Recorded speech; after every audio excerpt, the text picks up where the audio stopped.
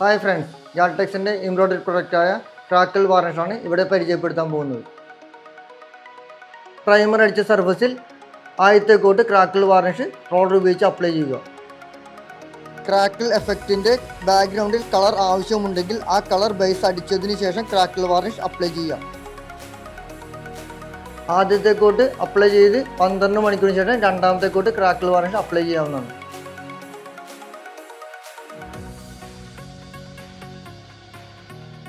Crackle varnish 1 litre 4 litre പാക്കുകളിൽ ലഭ്യമാണ്.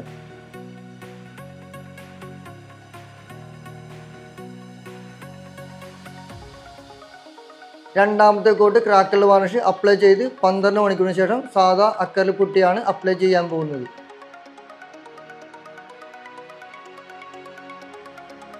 ഒരു നിശ്ചിത കളർ ആവശ്യമുണ്ടെങ്കിൽ പുട്ടിയിൽ ആ കളർ മിക്സ് ചെയ്ത് അപ്ലൈ ചെയ്യാം.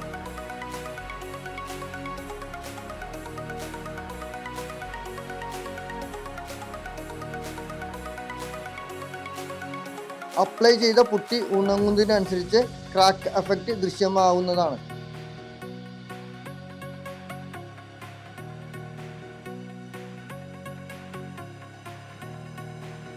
ഈ പ്രൊഡക്റ്റിനെ കുറിച്ച് എന്തെങ്കിലും സംശയമുണ്ടെങ്കിൽ എന്നെ കോൺടാക്ട് ചെയ്യാവുന്നതാണ്.